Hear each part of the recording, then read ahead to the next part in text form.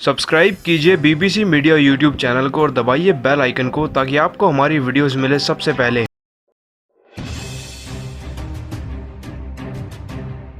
दोस्तों, अगर आप महेंद्र सिंह धोनी को एक महान कप्तान मानते हैं तो वीडियो को लाइक करना नहीं भूलिएगा। दोस्तों, आईपीएल 2019 का सबसे रोमांचक व 23वां मुकाबला कोलकाता और चेन्नई की टीम के बीच में चेन्नई के चेपॉक स्टेडियम में खेला गया। आपको बता दें कि इस मुकाबले के लिए दर्शकों में एक अलग ही आक्रोश देखने को मिल रहा है, क्योंकि यह मुकाबला आईपीएल 2019 की सबसे मजबूत दो टीमों के बीच में जो हो रहा है। लेकिन दोस्तों, आपको बता दें कि इस मुकाबले में टॉस जीतकर चेन्नई की टीम ने पहले गेंदबाजी करने का फैसला किया और उनकी शानदार गेंदबाजी के आगे आज केकेआर की टीम तो पूरी तरीके से पस्त हो गई और आंकड़ों के मुताबिक तो चेन्नई की टीम कोलकाता पर तो भारी है ही, साथ ही इस मुकाबले में टॉस जीतकर जब गेंदबाजी करने चेन्नई की टीम मैदान पे उतरी तब वह और भी ज्यादा भारी पड़ गई केकेआर की टीम पर। इसी के साथ दोस्तों, कोलकाता की टीम की तरफ से 44 गेंदों में 50 रनों की नाबाद पारी खेलकर आंद्रे रसल किसी न किसी तरीके से कोलकाता की टीम के स्कोर को 108 रनों तक ले गए। इस मुकाबले में कोलकाता की टीम के सभी खिलाड़ी चेन्नई की टीम की गेंदबाजी के आगे पूरी तरीके से बिखर चुके थे, लेकिन रसल की इसी संघर्षपूर्ण पारी के कारण आज कोलकाता की टीम चेन्नई की टीम को 109 रनों का छोटा लक्ष्य तो दे ही पाई। लेकिन दोस्तों, आपको बता दें कि आंद्रे रसल की तूफानी पारी के दौरान मैदान में एक ऐसा वाक्य भी हो गया था जब उन्होंने एक जबरदस्त शॉट खेल दिया, लेकिन उसके बाद वह मैदान में ही काफी ज्यादा भावुक होते हुए दिखे। दोस्तों, आपको बता दें कि यह पूरा वाक्य पारी के 20वें ओवर का, जिसे डालने के लिए कप्तान धोनी ने गेंद थमाई थी गेंदबाज स्कॉट के हाथों में। उस समय स्ट्राइक पर खड़े थे बल्लेबाज आंद्रे रसल, जो कि बड़े शॉट्स की तलाश में थे। जिसके बाद इस ओवर की तीसरी गेंद, जो कि एक शॉर्ट लेंथ डिलीवरी थी, उस पर आंद्रे रसल ने एक जोरदार शॉट खेल दिया और गेंद हमेशा की तरह रसल के बल्ले से लगने के बाद काफी तेज तर्रार रफ्तार से सीधा जाकर गिरी दूसरे स्टैंड में और यह छक्का हो गया। लेकिन दोस्तों, आपको बता दें कि इस शॉट को खेलने के बाद रसल के साथ एक बेहद अजीब घटना घटी। आपको बता दें कि इस शॉट को खेलने के बाद रसल अपना बल्ला छोड़कर पिच के साइड में खड़े हो गए और उनको काफी ज्यादा पसीना आने लगा। साथ ही दोस्तों, इसी दौरान रसल अपनी बॉडी को झुकाकर काफी ज्यादा भावुक भी होते हुए दिखे। दोस्तों, आपको बता दें कि रसल इसलिए भी भावुक हो सकते हैं क्योंकि आज अंत तक उनका किसी ने भी साथ नहीं दिया। उन्होंने भले एक 44 गेंदों में 50 रनों की नाबाद पारी जरूर खेली हो, लेकिन हम सभी जानते हैं कि यह रसल की स्वाभाविक गेम तो नहीं थी। वह मैदान में आते ही तूफानी बल्लेबाजी करना पसंद करते हैं, लेकिन आज उनका साथ कोई और बल्लेबाज दे ही नहीं सका, जिसके कारण एक 50 रनों की अर्धशतकीय पारी खेलने के बावजूद वह अपनी टीम के स्कोर को केवल 109 रनों तक ही ले जा पाए। और कहीं न कहीं इस बात को सोचकर ही रसल मैदान में काफी ज्यादा भावुक हो रहे थे। लेकिन दोस्तों, इस मुकाबले में चाहे कोई सी भी टीम जीते, लेकिन जिस तरीके की संघर्षपूर्ण पारी रसल ने खेली है उसके बाद सारा देश उनकी तारीफ कर रहा है। परंतु दोस्तों, रसल जैसे जांबाज खिलाड़ी की इस पारी को आप 10 में से कितने नंबर देंगे, इसका जवाब कमेंट सेक्शन में जरूर दीजिएगा। इसी के साथ दोस्तों, कोलकाता की टीम की तरफ से आंद्रे रसल की केवल 44 गेंदों में 50 रनों की सबसे ज्यादा रनों की और तूफानी पारी के कारण ही कोलकाता की टीम अपने सभी विकेट गंवाने के बावजूद चेन्नई की टीम को 109 रनों को छोटा लक्ष्य दे पाई। दोस्तों, आपको बता दें कि कोलकाता की टीम के सभी बल्लेबाज आउट हो चुके थे, लेकिन आंद्रे रसल ने एक संघर्षपूर्ण पारी खेली, जिसके कारण ही कोलकाता की टीम आज एक सम्मानजनक लक्ष्य चेन्नई की टीम को दे सकी। लेकिन दोस्तों, इतने छोटे लक्ष्य का पीछा करने उतरी चेन्नई की टीम की शुरुआत से ही काफी ज्यादा अच्छी रही। इस टीम की सलामी जोड़ी यानी कि फाफ डु प्लेसिस और शेन वॉटसन ने मैदान पर आते ही अपनी तूफानी फॉर्म में बल्लेबाजी शुरू कर दी थी। हालांकि फिर तीसरे ओवर की दूसरी गेंद पर शेन वॉटसन की पारी केवल 17 रनों पर ही समाप्त होकर रह गई। आपको बता दें कि गेंदबाज सुनील नारायण ने उन्हें पीयूष चावला द्वारा कैच आउट करवा दिया था। इसके बाद चेन्नई की टीम को अगला झटका लगा सुरेश रैना के रूप में, जो कि चौथे ओवर की 5वीं गेंद पर अपना विकेट गंवा चुके थे। दोस्तों, आपको बता दें कि सुरेश रैना इस मुकाबले में भी कुछ खास प्रदर्शन नहीं कर पाया और वह अपनी पारी में 13 गेंदों में केवल 14 रन ही लगा पाए थे। जिसके बाद एक बार फिर से गेंदबाज सुनील नारायण ने ही उन्हें पीयूष चावला द्वारा कैच आउट करवाया। हालांकि ये दो झटके लगने के बाद मैदान में बल्लेबाजी कर रहे फाफ डु प्लेसिस और अंबती रायडू ने साथ मिलकर फिर अपनी टीम के लिए एक बेहद ही मजबूत पार्टनरशिप जुटाई। साथ ही अब पारी के 10वें ओवर तक चेन्नई की टीम को कोई और झटका नहीं लगा था, जिसने कहीं न कहीं चेन्नई की टीम की जीत के रास्ते और भी आसान कर दिए थे। यह दोनों ही खिलाड़ी बड़ी समझदारी से अपनी टीम के स्कोर को धीरे धीरे आगे बढ़ाकर ले गए और चेन्नई की टीम को इस मुकाबले में जीत के काफी ज्यादा करीब कर दिया था। इसके बाद फिर चेन्नई की टीम का दबदबा कहीं न कहीं कोलकाता की टीम के गेंदबाजों पर बनता हुआ दिख रहा था और वह पिछड़ते हुए चले गए इस मुकाबले में। साथ ही दोस्तों, इसके बाद पारी के 15वें ओवर की 5वीं गेंद पर अंबती रायडू 31 गेंदों में 21 रन लगाकर आउट हो चुके थे।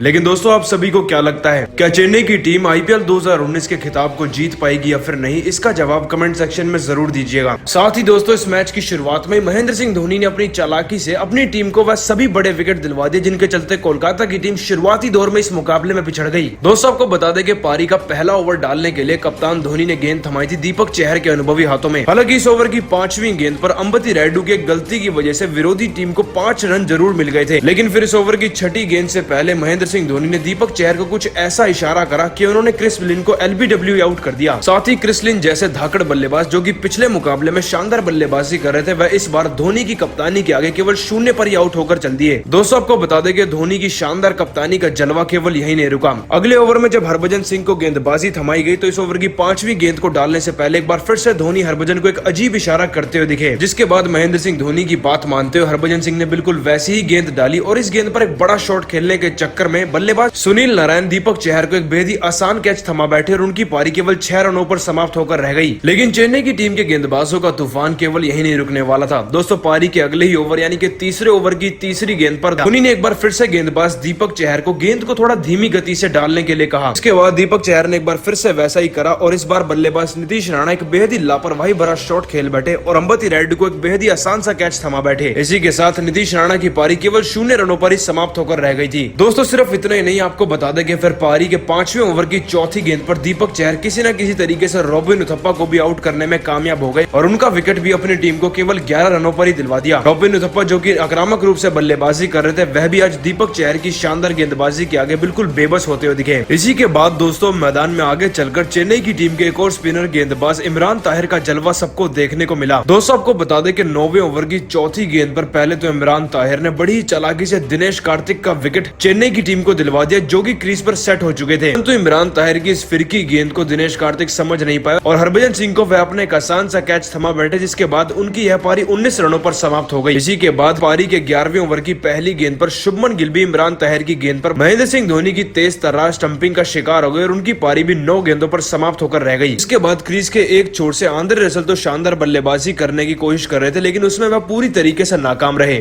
फिर आगे चलकर मैच में पारी के 16वें ओवर की तीसरी गेंद पर पहले तो हरभजन सिंह ने पीयूष चावला का विकेट चेन्नई की टीम को दिलवाया और फिर अगली गेंद पर कुलदीप यादव का भी विकेट उन्होंने ले लिया। दोस्तों आपको बता दें कि पीयूष चावला जहां 8 तो वहीं कुलदीप यादव तो केवल 0 के स्कोर पर ही आउट होकर पवेलियन की तरफ चल दिए। सिर्फ इतना ही नहीं दोस्तों, महेंद्र सिंह धोनी की शानदार कप्तानी व चालाकी भरी रणनीतियों के आगे आज तो आंद्रे रसल का बल्ला शुरुआती दौर में तो पूरी तरीके से शांत दिखा और यह कहा जा सकता था कि धोनी की वजह से वह दबाव फील करने लगे थे। लेकिन दोस्तों महेंद्र सिंह धोनी की इतनी चालाकी भरी कप्तानी को आप 10 में से कितने नंबर देंगे, इसका जवाब कमेंट सेक्शन में जरूर दीजिएगा। लेकिन दोस्तों चेन्नई और कोलकाता की टीम के बीच में होने वाले इस घमासान मुकाबले के लिए कोलकाता की टीम के कप्तान दिनेश कार्तिक अपनी टीम के सबसे धुआंधार बल्लेबाज आंद्रे रसल के बल्लेबाजी क्रम को लेकर एक बहुत बड़ा बदलाव भी कर सकते हैं। दोस्तों जैसा कि हम सभी जानते हैं कि आंद्रे रसल इस समय IPL 2019 के सबसे बेहतरीन बल्लेबाज हैं। साथ ही आप इस बात से अंदाजा लगा सकते हैं कि पिछले मुकाबले में उन्होंने 13 गेंद में 48 रनों की तूफानी पारी खेलकर अपनी टीम को हारे हुए मैच में विजयी बना दिया था। इस दौरान रसल 300 के स्ट्राइक रेट से बल्लेबाजी कर रहे थे और आप इस बात से अंदाजा लगा सकते हैं कि वह अपनी टीम को किसी भी मैच में जिताने का दम रखते हैं। लेकिन यह बात भी किसी से नहीं छुपी कि आंद्रे रसल काफी ज्यादा नीचे बल्लेबाजी करने आते हैं और उस समय तक रोमांचक मुकाबलों में खास तौर पर या तो कोलकाता की टीम हार चुकी होती है या फिर अपनी पकड़ बनाने की जद्दोजहद में लगी होती है, जिससे कि कहीं न कहीं आंद्रे रसल के कंधों पर सारा का सारा तनाव आ जाता है। और इसी बात को ध्यान में रखते हुए आज दिनेश कार्तिक चेन्नई के खिलाफ रसल को ओपनिंग करने का मौका दे सकते हैं। दोस्तों रसल एक तूफानी बल्लेबाज हैं, वह मैदान पर आते ही हैं तो सिर्फ अपनी टीम के लिए एक ताबड़तोड़ पारी खेलने के लिए। उनका मिशन सिर्फ इतना होता है कि चाहे सामने कोई भी टीम हो, उन्हें मैदान में आकर अपनी तूफानी पारी खेलनी और पहले से बेहतर प्रदर्शन करके दिखाना है। और शायद यही वजह है कि जब वह मैदान पर आते हैं तो वह 13 गेंदों में 48 रनों जैसी तूफानी पारियां खेल देते हैं। लेकिन दोस्तों सोचने वाली बात तो दिनेश कार्तिक के लिए यह है कि अगर शुरुआत ही कोलकाता की टीम की इतनी जोरदार रहे तो टीम कितना बड़ा स्कोर विपक्षी टीम को दे सकेगी। इसका मतलब अगर रसल जैसा धाकड़ बल्लेबाज कोलकाता की टीम के लिए ओपनिंग करता है तो टीम का स्कोर 200 के पार तो जाना लगभग तय है। साथ ही अगर सामने मुकाबले में चेन्नई सुपर किंग्स जैसी मजबूत टीम हो तो 200 रनों का लक्ष्य तो कोई भी टीम उन्हें देना चाहेगी। और इन्हीं सब बातों को ध्यान में रखते हुए दिनेश कार्तिक आंद्रे रसल को कोलकाता की टीम की तरफ से ओपनिंग करने का मौका जरूरी देना समझेंगे। लेकिन दोस्तों आप सभी को क्या लगता है, चेन्नई और कोलकाता के बीच में होने वाले इस मुकाबले में क्या रसल को कोलकाता की टीम की तरफ से ओपनिंग करनी चाहिए या नहीं, इस बात का जवाब कमेंट सेक्शन में जरूर दीजिएगा।